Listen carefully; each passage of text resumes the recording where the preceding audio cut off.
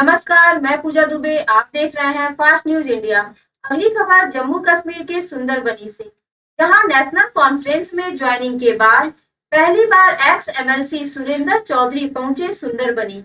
खबर के बारे में विस्तार से जानकारी देंगे, लेकिन लेंगे एक छोटा सा ब्रेक। ब्रेक के बाद जल्द हाजिर होंगे। हेल्प इंडिया ट्रैवल्स के क्षेत्र में एक अनोखा खोज जो जल्द बनाएगा करोड़पति और दिलाएगा 4 प्रकार के लाभ: referral income, activate income, ride income, auto growth income. तुरंत जुड़ें, सोचेंगे तो पछताएंगे। अधिक जानकारी के लिए कांटेक्ट करें 9795659596।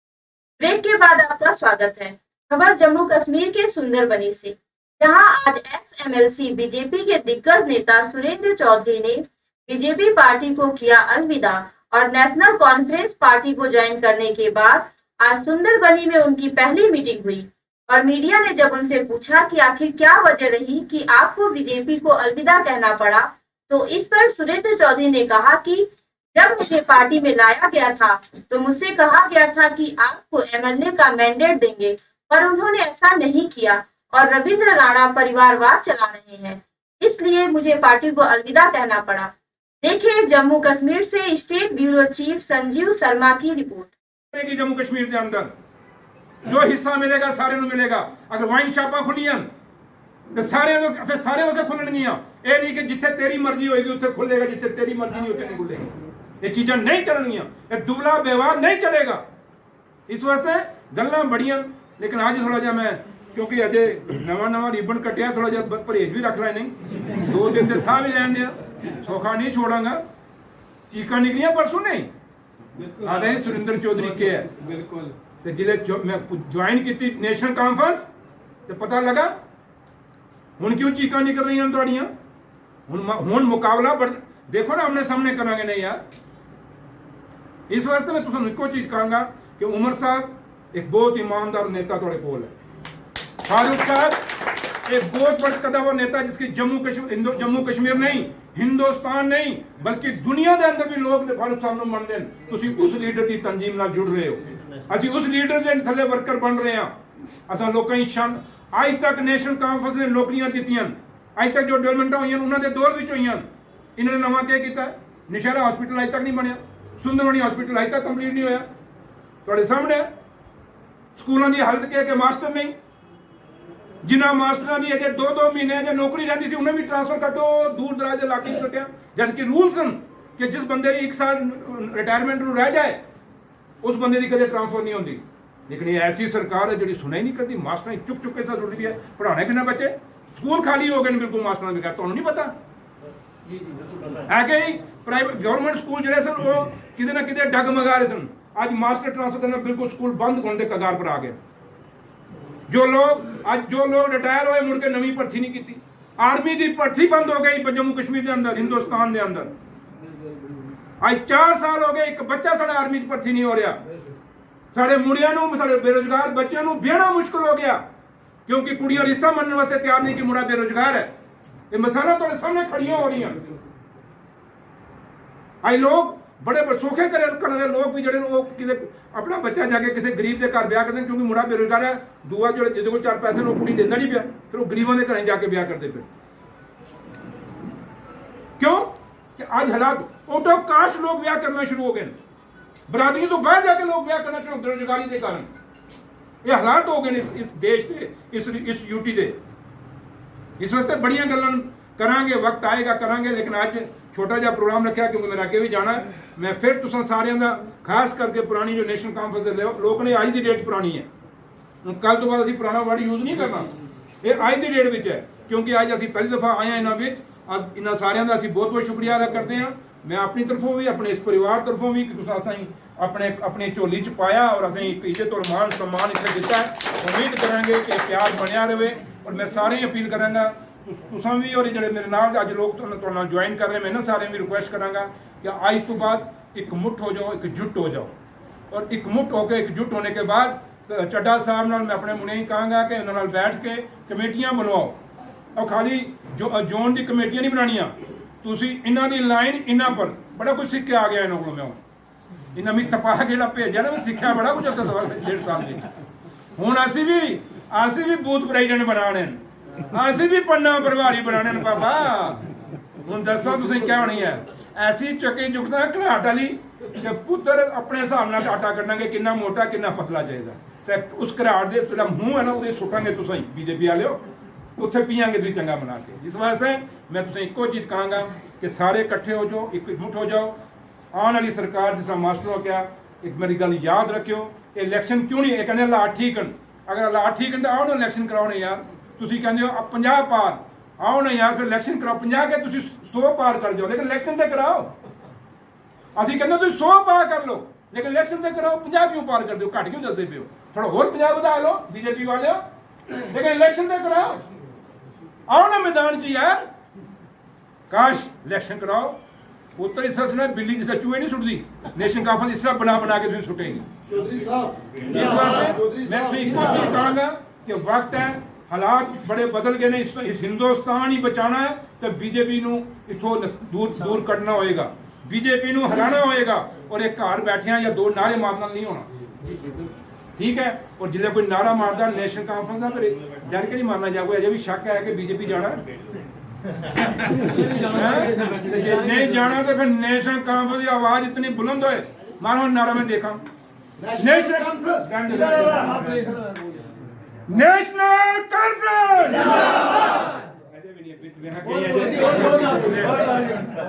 National conference, national conference.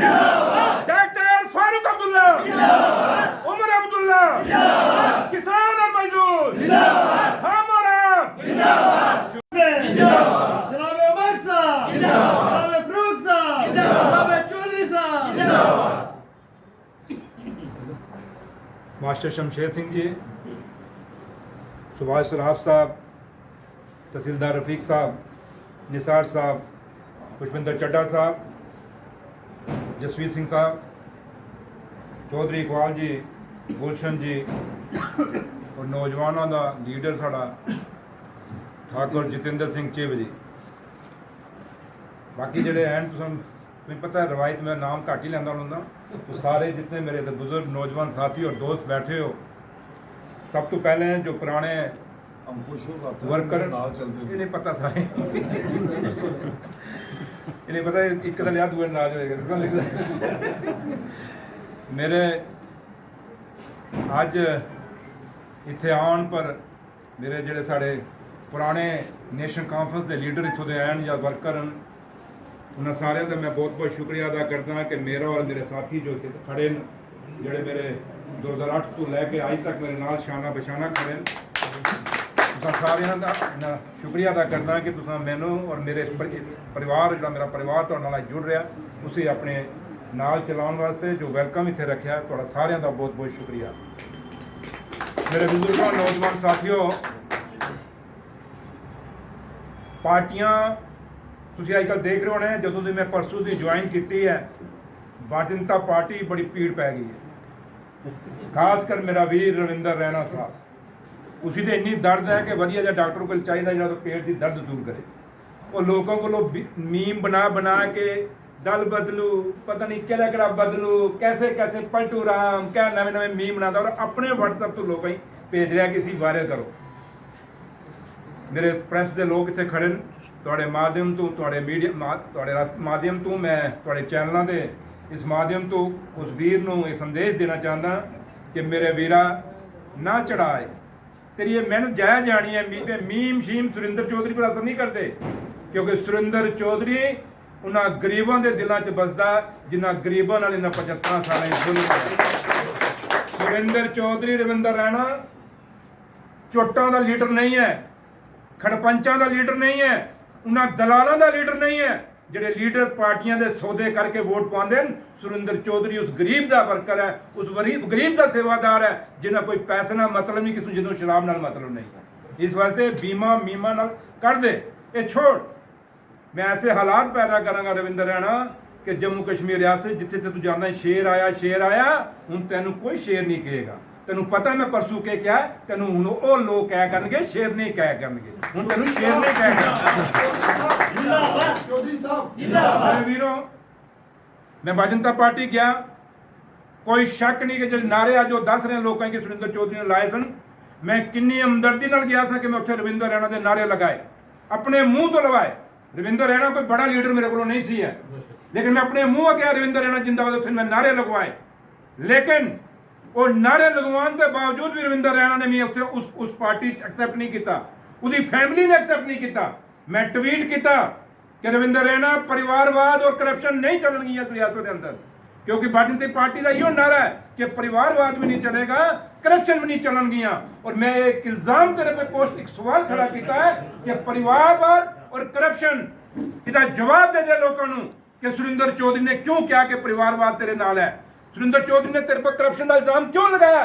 आप मैदान चार डिबेट करते हैं दो भरा आमने सामने मैं तू अपने आप को दस के तू ऑनेस्ट है तू दस के तू परिवारवाद नहीं करता और मैं साबित करके देंगा तू परिवारवादी है तू करप्ट है इस चीज मैं साबित करके दसांगा इस वास्ते वक्त आया आज तुसी देखा होना कि रविंदर रैना साहब तू मेरे मीम मत कट तू जाके आज दिल्ली का जो नोटिस अखबार छपे है जो तेन शोकाज नोटिस अखबार च निकलिया तेन कल का सवेरे का शोकाज नोटिस आया है कि 10 सुरिंदर चौधरी पार्टी क्यों छोड़ के गया है 10 के जम्मू कश्मीर बीजेपी के अंदर लीडर क्यों परेशान वर्कर क्यों परेशान जवाब दे रविंदर रैना हफ्ते के अंदर अंदर दिल्ली नहीं जवाब दे के सुरिंदर चौधरी पार्टी क्यों छोड़ के गया तू एक भीम मीम मत कट ए दल बदलू पैटूराम दे मत अपने चमचियों को लोग करा तू अपने वायरल करा तू जाके दिल्ली नहीं 10 के सुरिंदर चौधरी क्यों छोड़ के गया मैं क्या सी कि मैं बीजेपी मैं सोच के गया था कि मैं जितना जिंदा तब तो मैं बीजेपी चलाऊंगा और मैंने एक कह के लेके गए सी तुसी कि तुसी क्या सी कि असि तेनू टिकट देंगे मैंडेट देंगे आज तू मैंडेट अपने भरा नौकरी छड़ा के उन्होंने कैंडिडेट बनाना चाहता है जीडीसी इलेक्शन आया तू अपनी परजाई खड़ी की जवाब दे लोग ये परिवारवाद नहीं है किनियां गल्लां तू कर रहे हैं हाँ काका जंग तो शुरू हुई है अजे ते खेल शुरू होया उन ते खेला होएगा तेरे नाल चौधरी साहब जिंदाबाद चौधरी साहब जिंदाबाद मेरे वीरों मेरे बुजुर्गों ये बड़ा छोटा जिहा प्रोग्राम है जो तुसी अज असीं रखिया क्योंकि कल शामी चड्डा साहब का मी फोन आया तो फिर मैं राजू ते अंकुश ही फोन किया मैं कहा यार कि हुण चड्डा साहब ने कोई दो बंदे अपने थोड़े जे बुलाए जिहड़े प्रोमिनेंट लोग तो तुसी भी अपने प्रोमिनेंट लोग थोड़े जे बुला लो वरना असीं ते क्योंकि मैं असीं ये सोच के रखिया था एक बहुत बड़ा जलसा निशहरा विच करांगे जिहदे विच फारूक साहब और उमर साहब आउणगे वो जलसा बहुत जल्दी असीं करांगे उहदे वास्ते तैयारियां हुण शुरू करांगे लेकिन अज दा जिहड़ा प्रोग्राम है बड़े शार्ट नोटिस और उस तो बाद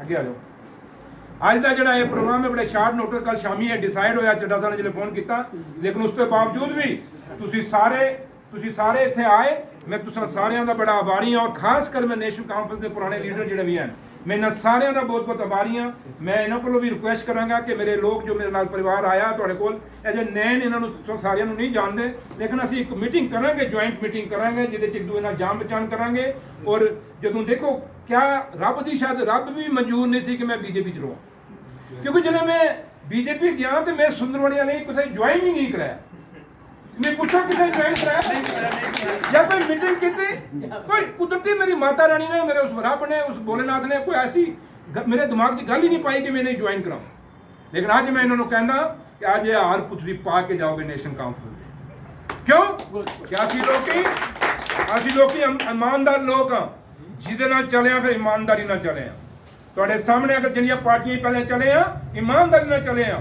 और जदों असूं तुहानूं लगा कि साडे नाल धोखा होया तो उदों असां फिर उन्हें बख्शिया भी नहीं है इस वास्ते आज तो बाद जो मेरे लोग मेरे परिवार के हिस्सा तुस लोग मेरे वर्कर नहीं हो मेरे परिवार के हिस्सा हो मैं हमेशा तुसें आखदा कि मेरे वर्कर शर्कर नहीं हो तुसीं और तुसीं लोग इन्हां नाल शाना बशाना चढ़ना और मैं नेशनल कॉन्फ्रेंस के लोगों भी अपील करांगा लीडरां भी और जो तुहाडे वर्कर दूर दराज के इस मीडिया के थ्रू असीं सुन रहे हैं मैं उन्हें ही अपील करांगा वक्त आ गया आओ रल मिल के इकट्ठे होइए और खाली असीं नशहरा और सुंदरवानी कालाकोट सीट नहीं करनी असीं खित्ता पीर पचाल के अंदर टोटल स्वीप करना और अफलियाती करनी उस तो बाद जम्मू के अंदर भी जिस जम्मू में हिंदुओं के ठेकेदार बने भारतीय जनता पार्टी वाले उत्थे भी एक जवाब देंगे इन्होंने ये जी इन्हों की राजनीति है हिंदू मुसलमान की खत्म करनी है ये और रियासत है ये और यूटी जी इन्होंने बनाई है ਇਹ ਉਹ ਰਿਆਸਤ ਜਿੱਥੇ ਸ਼ੇਰ ਔਰ ਬੱਕਰੀ ਨੇ ਇਕੱਠਾ ਪਾਣੀ ਪੀਤੇ ਦਾ ਇਹ ਉਹ ਰਿਆਸਤ ਹੈ ਜਿੱਥੇ ਸਾਡੇ ਸ਼ੇਰੇ ਕਸ਼ਮੀਰ ਸ਼ੇਖ ਮਹਬੂਬ ਅਬਦੁੱਲਾ ਨੇ ਇੱਕ ਨਾਰਾ ਦਿੱਤਾ ਸੀ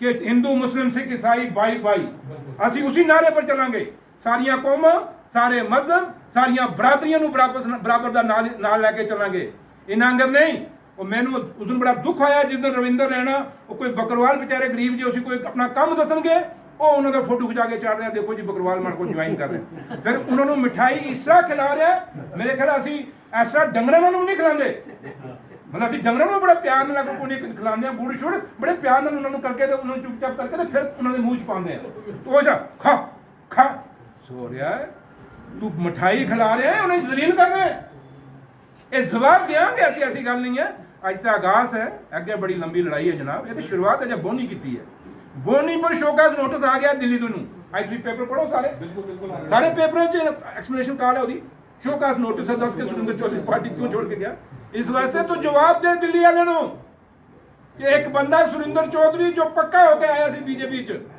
वो क्यों पार्टी छोड़ के गया और पार्टी छोड़ने तो बाद उन्हें क्या कि बीजेपी विच रविंदर रैना और अशोक कोल इन्हों का परिवारवाद है और इन्हों की करप्शन है इस दो ही जवाब जो इस चीज़ का कि क्यों इस सुरेंद्र चौधरी ने किया तो लिहाजा मैं तुसा सारिਆਂ ਦਾ बहुत बहुत आभारी हाँ गल्लां बड़ियां ने महंग पाई पर गल करांगे बड़ियां रोज़ ही करांगे रोज ही ਅਸੀਂ ਟੱਪੇ ਗਾਣੇ ਨੇ ਉਹਨਾਂ ਦੇ ਪੁੱਤਰ ਲੁਕੇ ਨਹੀਂ ਛੋੜਾਂਗੇ ਨਾ ਪਿੱਛੇ ਹੁਣ ਡਾਂਗ ਲੈ ਕੇ ਮਗਰ ਲੱਗਣਾ ਇਹਨਾਂ ਦੇ ਲੁਕੇ ਛੋੜੇ ਤੇ ਐਂ ਲੋਕਾਂ ਦੀ ਜ਼ਮੀਨਾਂ ਖਾ ਜਾਣਗੇ ਆ ਜਾਂਦੇ 5-5 ਮਰਲੇ ਦੇਣੀ ਉਹ ਪਾਪਾ ਕਿਹੜਾ ਜੰਮੂ ਕਸ਼ਮੀਰ ਬੰਦਾ ਜਿਸ ਕੋਲ 5 ਮਰਲੇ ਜਗ੍ਹਾ ਨਹੀਂ ਹੈ ਜਗੀਆਂ ਸਾੜੀਆਂ 10-10 ਕਨਾਲ ਤੁਸੀਂ ਉਹ ਖੋਣ ਨੂੰ ਤਿਆਰ ਹੋਏ ਹੋ ਸ਼ੇਰੇ ਕਸ਼ਮੀਰ ਸ਼ੇਖ ਮਹਬੂਬ ਅਬਦੁੱਲਾ ਨੇ ਜ਼ਮੀਨਾਂ ਲੋਕਾਂ ਨੂੰ ਦਿੱਤੀਆਂ ਸਨ ਲੈਂਡ ਟੂ ਟਿਲਰ ਨੂੰ ਦਿੱਤੀਆਂ ਸਨ जो ਜ਼ਮੀਨਾਂ बड़े बड़े ਜ਼ਿਮੀਂਦਾਰਾਂ ਕੋਲ ਤੋਂ ਲੈ ਕੇ ਗਰੀਬਾਂ ਨੂੰ ਉਹ ਗਰੀਬ ਜਿਸ ਕੋ ਜ਼ਮੀਨ ਨਹੀਂ ਸੀ ਉਸੇ ਅਲਾਟ ਕੀਤੀਆਂ ਅੱਜ 75 ਸਾਲਾਂ ਬਾਅਦ ਜਿਸ ਬੀਜੇਪੀ ਤੁਸੀਂ ਲੋਕਾਂ ਵੋਟ ਪਾਇਆ ਉਹ ਬੀਜੇਪੀ ਉਹ ਜ਼ਮੀਨਾਂ ਲੈ ਕੇ 5-5 ਮਿਲਰੇ ਜਗ੍ਹਾ ਕੱਟ ਕੇ ਬਾਹਰ ਦੇ ਭਈਆਂ ਨੂੰ ਇੱਥੇ ਬਸਾਉਣ ਦੀ ਕੋਸ਼ਿਸ਼ ਕਰ ਰਹੀ ਹੈ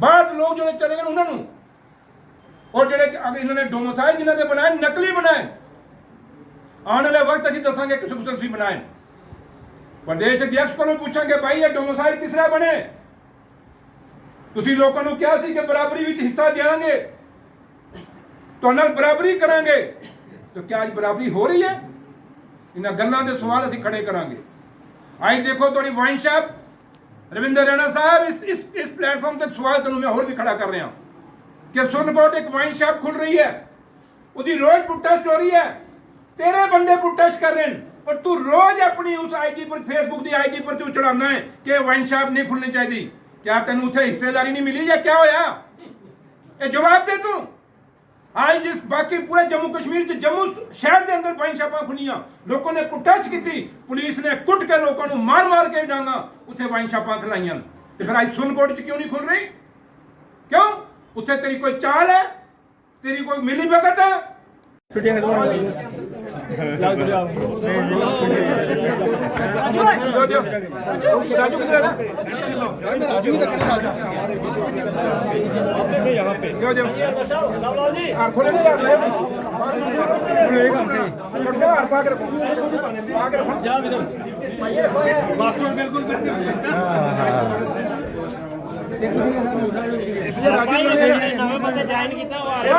रखो सारे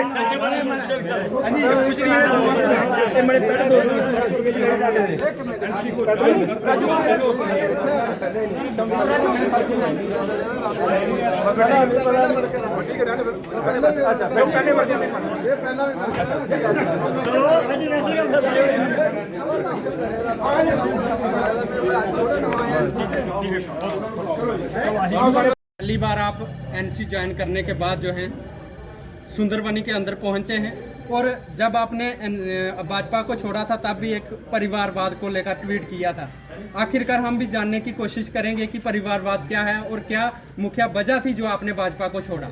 देखिए मैंने परिवारवाद का जो इल्ज़ाम लगाया है और मैंने वो क्वेश्चन मार्क रविंदर रैना के ऊपर खड़ा किया है।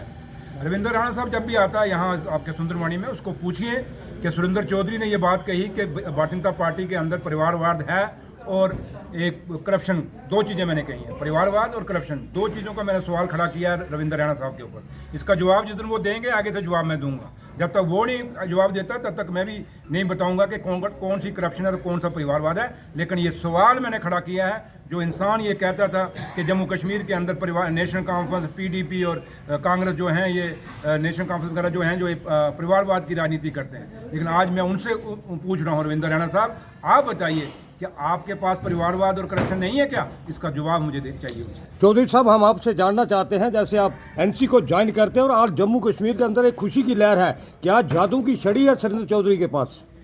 देखिए भाई, मैं सुरेंद्र चौधरी ना जादू की छड़ी है और ना ही सुरेंद्र चौधरी कोई ऐसा एक अलग से बना हुआ इंसान है। मेरा सिर्फ एक ही है कि मैं उन गरीबों की आवाज़ हूँ, वो गरीब जो दबा कुचला SC ST OBC पिछड़ा वर्ग, या दूर दराज के उन पहाड़ों, उन मोड़ों, उन टोकों या गाँव के अंदर या शहर के अंदर जो लोग रह रहे हैं जिनकी कोई आवाज़ नहीं, उनकी आवाज़ सुरेंद्र चौधरी है। और हमेशा मैंने उनके मुद्दे उठाए हैं, हमेशा मैंने उनकी बात रखी है। आज गरीबों के बच्चे बेरोजगार घूम रहे हैं। रोजगार जिस पार्टी ने कहा था कि हम घर घर में रोजगार देंगे, जिन लोगों के घर में रोजगार थे आज वो रोजगार भी छिन गए, क्योंकि सरकारी नौकरियां निकल नहीं रही।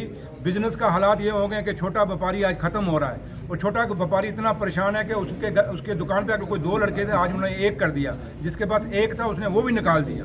तो ये जो रोजगार, हम भी मानते हैं कि हर आदमी को सरकारी नौकरी नहीं मिल सकती, लेकिन प्राइवेट जॉब भी तो आप लोगों को कहीं मुहैया नहीं करा रहे ना। तो इसलिए आज जो ये सरकारी नौकरियों के बारे में या रोजगार के बारे में, आर्मी की नौकरी देखिए बंद हो गई है। आज मेरे फादर अगर आर्मी में ना जाते तो आज मैं इस मुकाम पे ना होता। आज इस नौशहरा सुंदरबनी के अंदर इस बॉर्डर बेल्ट में जितनी भी तरक्की और तामीर हुई है, ये सारी की सारी ज़्यादा कारण उसका आर्मी में लोगों का भर्ती होने के कारण था। तो आज 4 साल से आर्मी की भर्ती नहीं हुई। जो ये अग्निवीर लेके आए हैं, ये अग्निवीर क्या करेंगे? एक फौजी जब 50-60 लाख लेके आता था उससे उसका कुछ नहीं बनता था। 12 लाख जो अग्निवीरों को देंगे क्या होगा?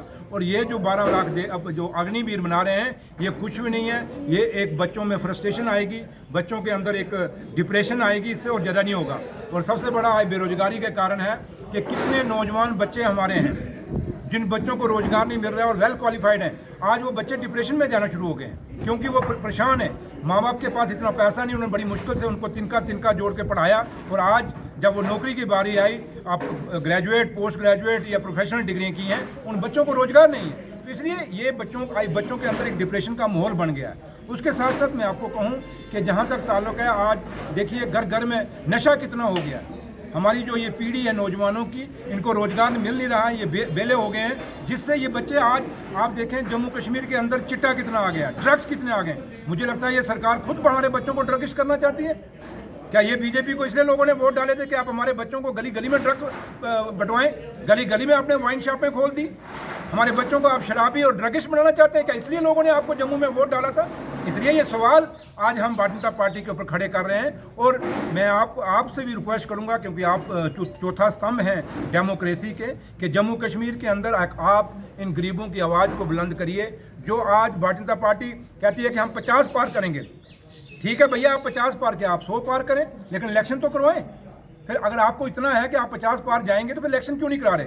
हम कहते हैं कल सुबह आप नोटिफिकेशन निकालिए, आपको हफ्ते के अंदर अंदर पता चल जाएगा कि आप 50 पार हैं या -50 पार हैं। इनको समझ नहीं आ गई। मुझे लगता है गलती से +50 करने के बजाय कहीं माइनस इनको गिनना चाहिए, ये माइनस की तरफ जाएंगे। सर, आप भी काफ़ी देर भाजपा में रहे हैं, आखिर क्या वजह है, क्यों इलेक्शन नहीं करवाए जा रहे हैं, क्या कमियां हैं? देखिए, मैं भारतीय जनता पार्टी में रहा और मैं आपसे ये कहना चाहूँगा कि आज भारतीय जनता पार्टी का जो सोशल मीडिया बड़े मीम शीम बना के मेरे पर भेज रहा लोगों को कि दल बदलू, पलटू राम, पता नहीं क्या क्या निकाल रहे हैं। मैं भारतीय जनता पार्टी के IT सेल को कहूँगा कि आप हमारी पगड़ियाँ उछालने के बजाय भैया आप उन गरीबों के बेरोजगार बच्चों के रोजगार की बात क्यों नहीं IT सेल पे करते? आप जो महंगाई बढ़ रही है उसकी बात क्यों नहीं करते? आज PHE का डेली वेजर जिसको पक्का करने का वादा आपने किया था उसको पक्का क्यों नहीं करते? आज आपके जो रहबरे खेल हैं, रहबरे जंगलात हैं, आपके SPOs हैं, आपके होमगार्ड्स हैं, आपके जो डेली वेजर जो सारे डिपार्टमेंट्स के अंदर हैं, चाहे PDD या दूसरे ये जैसे डाक बंगलों में लगे हैं मुलाजम, जो उनकी बात क्यों नहीं रखते? उस रोजगार का IT सेल बात क्यों नहीं करता? आज IT सेल जो ये वाइन शॉपें, घर घर में नशा जा रहा है, इस पे बात क्यों नहीं बीजेपी का IT सेल बात करता? बीजेपी का IT सेल इस पे बात क्यों नहीं करता कि जो ड्रग्स जा रहा है, जहां पूरा गांव में ड्रग्स पहुंच रहा है जम्मू कश्मीर के अंदर, इसको रोकने के लिए जो बीजेपी का IT सेल क्यों नहीं बात करता? बीजेपी का IT सेल जो व्यापार खत्म हो रहा है, छोटे व्यापारी खत्म हो रहे हैं, बाजार बंद हो गए, उस पर बात, नई पुरानी दुकानें बंद हो रही हैं, वो उस पर IT सेल बीजेपी का बात क्यों नहीं करता? बीजेपी का आईटी सेल जो जम्मू शहर और कश्मीर के अंदर स्मार्ट सिटियां बन रही हैं, उन स्मार्ट सिटियों में कितनी करप्शन है, लोगों की गलियां इन्होंने टाइट कर दी, टाइलें लगा के ऐसे टाइलें थोप रहे हैं, उसके ऊपर क्यों नहीं बात करता। जो करप्शन है डिपार्टमेंट्स के अंदर, चाहे वो रेवेन्यू डिपार्टमेंट है, चाहे वो वीडियो ब्लॉक है, चाहे वो पीडब्ल्यूडी है, कितनी करप्शन है, कितने आपके सोशल वेलफेयर के अंदर जो करप्शन है, हर डिपार्टमेंट के अंदर करप्शन है। एक रेट फिक्स हो गए, बीजेपी का आईटी सेल इस पे क्यों नहीं बात करता।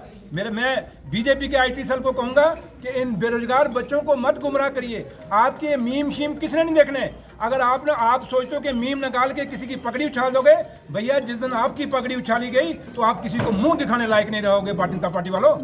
चौधरी साहब, आप भी नशारा से आते हैं, जिस तरीके माइनिंग को देखा जाए, इलीगल माइनिंग धड़ल्ले से चलती है, मैंने उस पर कार्रवाई नहीं होती है, क्या वजह है? मैंने वही कहा मेरे भाई कि बीजेपी के आईटी सेल को ये बोलो कि भैया इलीगल माइनिंग हो रही है जिसमें आपके बीजेपी के लीडर शामिल हैं।